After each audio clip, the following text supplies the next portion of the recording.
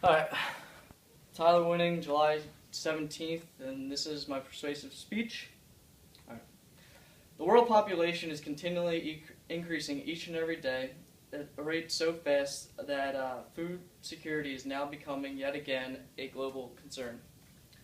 We are told by Ian Sheldon in his book Genetically Modified Foods and Global Welfare, published in 2011, that, and I quote, food security exists when all people at all times have physical and economic access to sufficient, safe, and nutritious food that meets dietary needs and food preferences for an active and healthy lifestyle.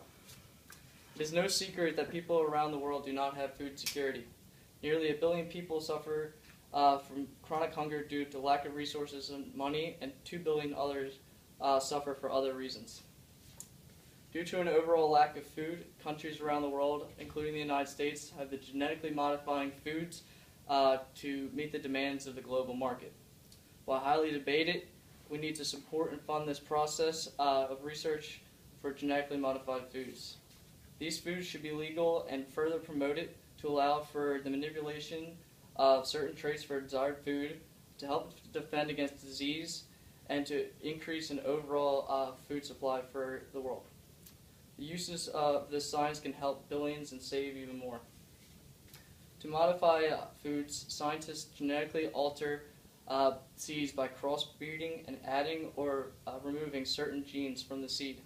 Once a desired trait is met, the seeds go through extensive training before they are mass-produced for the marketplace. The first genetically modified food to be produced was a tomato in 1983. And it was designed to have a delayed ripening, so once it was picked, it would not fully ripen until on the store shelves. The focus towards the nutritional value in genetically modified foods started in 2000, and by 2011, the United States was the lead in the movement towards genetically modified food. By 2013, 85% of corn, 91% of soybeans, and 88% of cotton have some form of genetic modification. For cotton, a lot of genetic modifications, like for textiles, they use it to strengthen for shirts for longer uses. Many people don't agree with this. They think it's unnatural and they're bad for you. They fight against it and rather support it.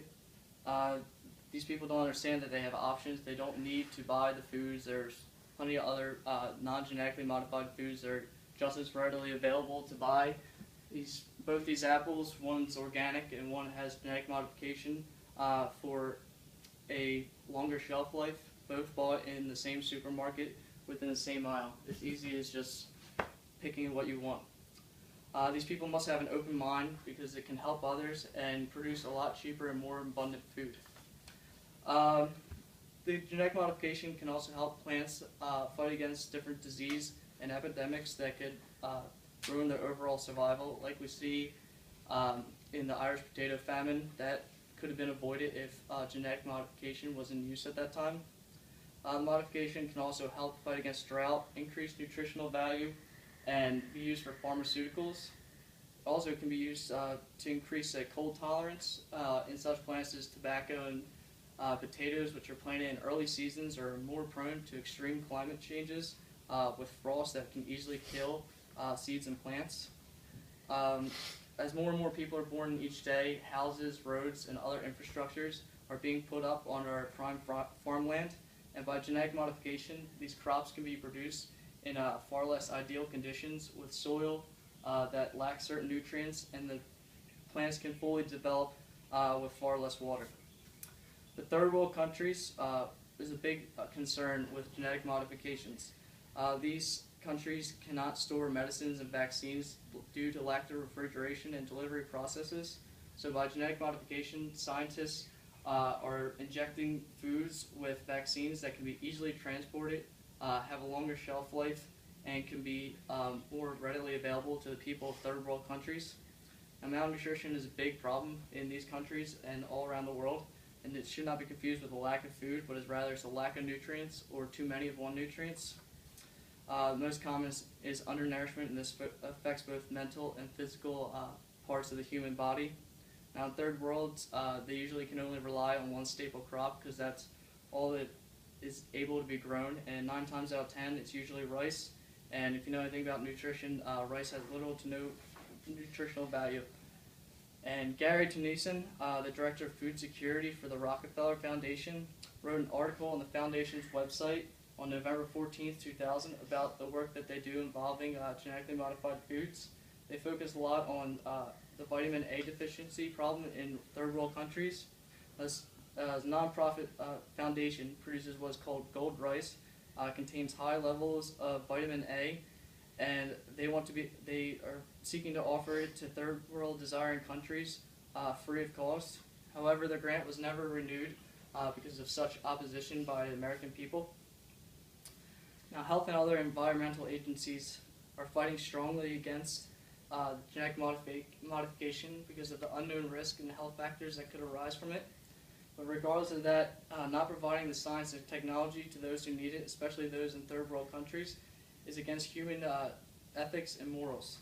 These people must have an open mind, just like Mark Linus, an environmentalist and one of the main contributors towards the start of the anti-genetic modification movement. He apologizes in his lecture at the Oxford Farming Conference on January 3rd, 2013, for all the work he did against the movement for genetic modification. In his lecture and later on his web page, he stated, and I quote, "As an environmentalist and someone who believes that everyone in this world has a right to a healthy and nutritious diet of their own choosing, I could not have chosen a more counterproductive path, and now I regret it completely." This modification can help so many people around the world and in this country who suffer from malnutrition, starvation, and have other food-related diseases. The idea of genetic modification in food is still young, and therefore it struggles in areas dealing with safety, regulation, and international policies. Now, the people of the United States and other leading countries need to start focusing more and study and development of this genetically modified foods. Many of those who oppose this technology stepping stone that is working towards against world hunger, many health organizations and politicians, none of these people have ever lived in any such scenario where they do not know where their next meal is going to come, and they always have an abundant amount of food to them. They don't know what these people have to go through, and they're fighting against and killing more people than hurting. I know if I was in their situation, and if those people are in the same situations for those suffering, they would not want anybody fighting against others getting them food.